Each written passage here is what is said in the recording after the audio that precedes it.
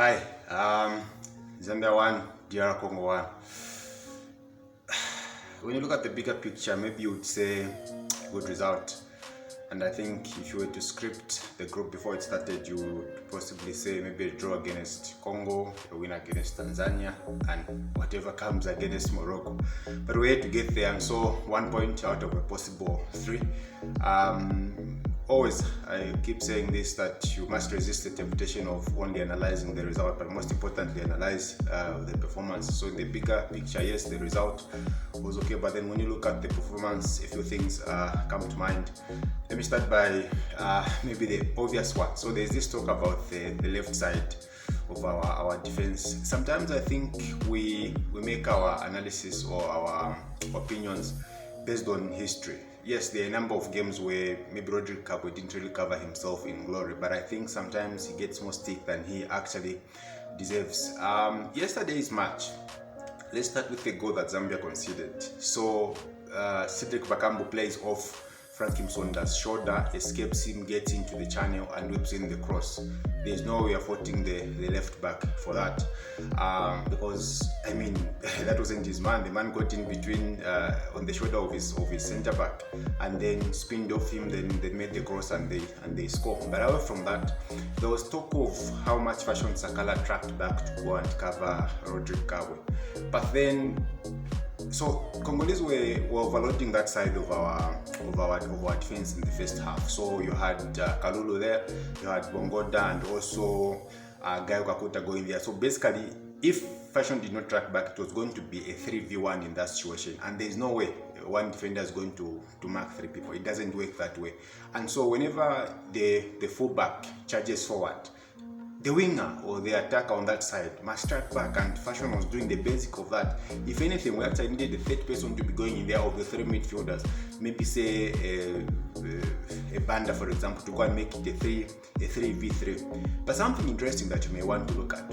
Guess which side they started overloading in the second half? They started overloading what was our right side. Who was the defender there, tangible, but who was supposed to be covering Fashion Sakala? Did you see that happening in the second half? No, it didn't happen. So maybe they thought before the game started, maybe Fashion would not track back, and so whichever side he plays, that's the side they were going to overload, and that's exactly what they did in the second half. Did you see the number of interventions Rodrigo Cabo made in the second half? 3 crucial interventions which could have possibly led into goals, especially 2 towards the end of the match when basically everyone was worn out. And so yeah, that's what I think about that left side. Yes, sometimes he has a poor game, but then looking at what happened yesterday, that side was being overloaded. There is no other way that we were going to sort that issue out without the winger or the attacker tracking back. Zambia struggled yesterday with attack, especially the out ball. So what they tried to do is, in the quickest possible way, they tried to hit a long one to Fashion Sakala at every positive transition. But then what happened is that because Fashion's side was being overloaded, so he was always going to track back. And whenever he tracks back, obviously you don't expect him to latch on to a ball that is threaded forward for him to break forward at pace. And so that is what we struggled with. Ideally, in that case, if he was being overloaded on this side and being required to track back, maybe we needed to play the out ball on the other side through Lubambo Msonda, or find a way of getting Patson into the game. And then that then brings in the next question. Is Lubambo able to break forward at pace as he possibly would have done 2-3 years ago? Unfortunately not. And then this brings in the other name, Lamek Banda. What happened? My thought initially was that the coach would possibly want to introduce him as early as possible in the second half, because mostly I know that he prefers Lubambo ahead of Banda because of this idea of being able to track back and things of that sort. Very good idea actually, if you ask me. But on the day, the side on which Lubambo played was not really being bombarded, and so you would have thought that maybe Lamek would have come on earlier to provide that start out, because we really needed that relief.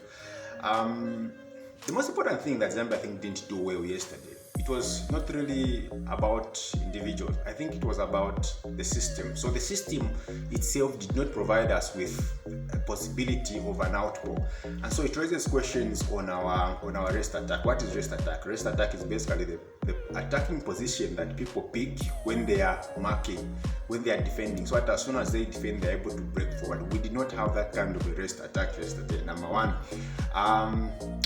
Number two, the other problem is that in the middle of the back, unfortunately, our midfielders were not as forward looking as much as possible. Most of the time, we saw them going either sideways or passing the ball back. Our central defensive midfielder yesterday did not really get much of the ball. That also is always going to be a problem, because if he's able to get the ball as much as possible, he's able to give you the relief going forward. But then, like we say, who was going to receive it up top? The rest attack was poor. So generally good result, all things considered, and looking at the performance.